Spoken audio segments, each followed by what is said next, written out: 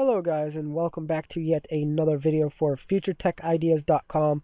I'm also making this video for BrayhawkTech.com, our partnered site with FutureTechIdeas.com. And today we're going to be taking a look at, you guessed it, the new MalwareBytes 2.0 update, the MalwareBytes Anti-Malware Premium. You can also download the free version as well. But I recommend to all of my customers and followers out there, as well as my family members, to purchase MalwareBytes. You get a lifetime license with MalwareBytes Premium for your 24, 25 bucks lifetime license. So I definitely recommend it. If you already have MalwareBytes Anti-Malware, you can just go to MalwareBytes.org and just click here, I want my free upgrade. Now, over 300 million downloads worldwide, over 5 billion pieces of malware removed, which is amazing, guys. Frankly, I think MalwareBytes is one of the best anti-malware programs out there.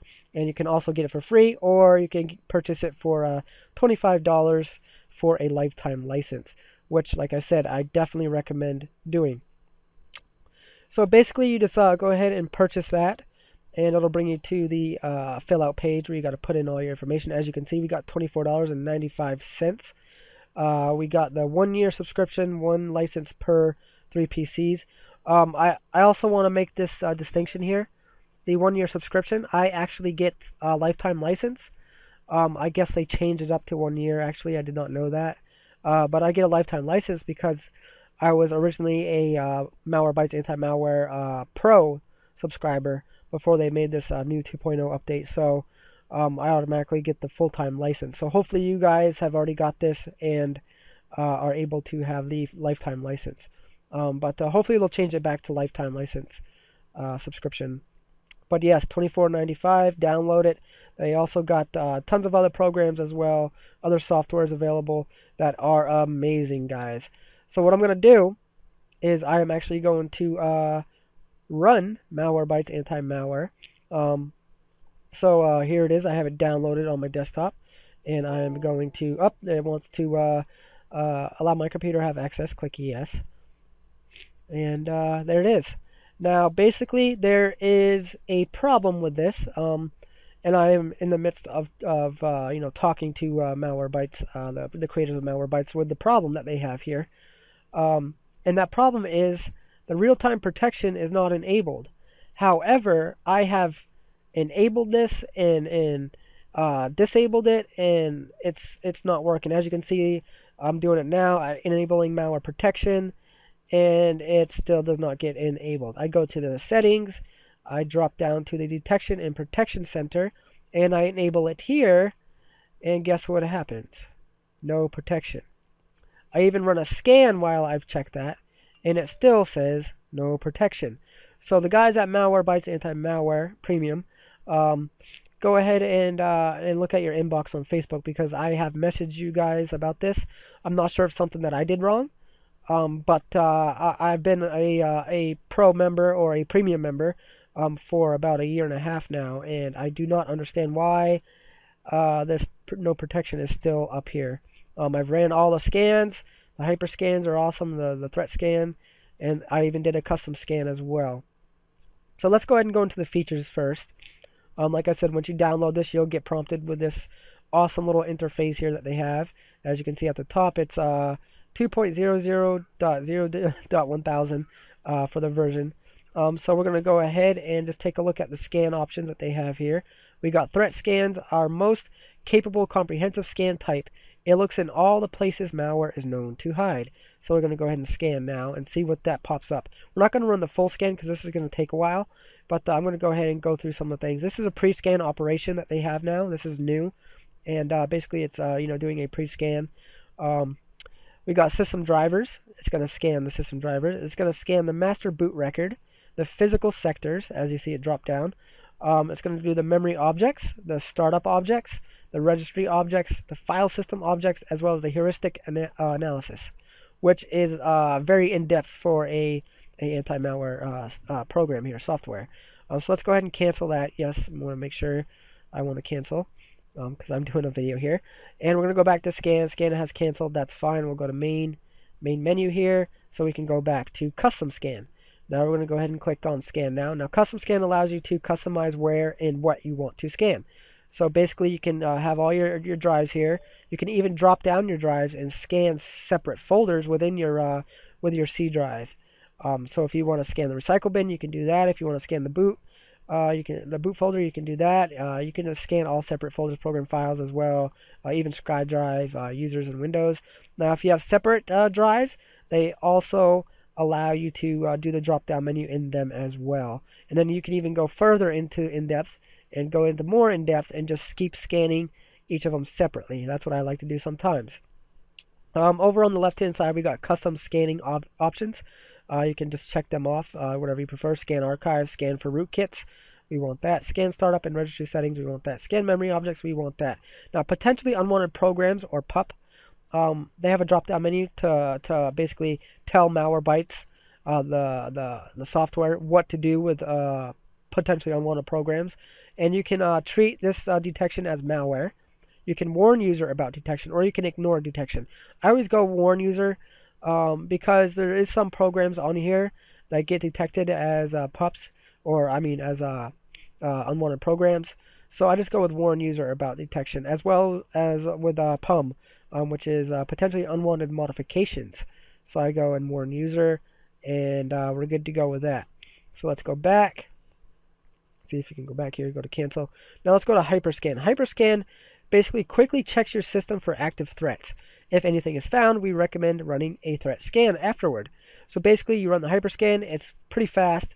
Probably for like say if you're on a website and all of a sudden something happens and something starts downloading, you want to hurry up and run this real quick, because this is going to go pretty fast, and it'll show you if there's any need for more action. And if so, then you're going to go and run a threat scan, which is going to take a little bit longer, and it's going to remove the malware that is on your computer. So we're going to go ahead and see what Hyperscan does, and let's see what they got.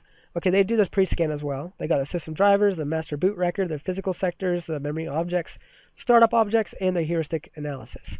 And it goes by pretty quick, guys. So you'll definitely be getting that malware out of your system in no time at all. All right, so we're going to pause. Oh, cancel. I thought I canceled. Let's see if, yep, there we go. All right, go back to main menu. Now we're going to go up to the settings, and this is very important. This is where you're going to want to go to first off. General settings. Now, I just recently learned this. In order to right-click on a separate document, you have to enable Explorer Content Menu Entry, I believe, which is already by default enabled if you have the newer update for the MalwareBytes here, but I did not. So this was already on no. And I tried doing that, and I was like, wait a minute, they deleted this from this? This was a cool feature. So basically, I had to go in and click yes for the Explorer Content Menu Entry. You can select your language. You can enable notifications, which is recommended. Close notifications after 7 seconds. That's fine. You can also restore default settings there. Now let's go down to malware exclusions. This is where you basically exclude a subfolder or any type of folder for that matter. You can exclude it from being scanned. So basically, like if you're like me and you like to do create viruses for pen testing and just to mess around in virtual machines, you can go ahead and exclude files that are on your desktop. Say, for instance, I got a file on here that has a bunch of viruses inside it. I can go ahead and exclude that because I know that those are viruses that I created in order for testing. Then we got web exclusions. So if there's an IP or a domain that you want to have access to your computer, but you want to make sure that it's a website that's legit. You don't want to go having malware downloaded via the website that you basically allow to have access to. So I recommend this if you find a list of IPs or a list of websites that are known for malware. I would definitely add them to this option here. So we go down to the next option here, which is detection and protection, which we basically went through. Customize detection and protection behavior to MalwareBytes anti-malware. These settings are recommended for advanced users. So as you can see, I have malware protection enabled and malware or malicious website protection enabled as well. However, when I go to the dashboard, it does not show that here. I close the program, and it still does it. I change it around, it still does it. I have no idea why they're doing this, why this is happening. So detection options, you can just check off if you want to scan for rootkits, scan within archives, or use advanced heuristic engine, which I use that all the time. Here's the non-malware protection, which is the PUP and PUM. You basically can add the warning detection there as well. Then we go down to updates, and what I like about this is you can basically update options. You can update notify user if database is out of date for more than 1 day. We can go all the way up to 28 days. So yeah, and we can do proxy settings as well. Recommended settings, you can go there and see what the recommended settings are.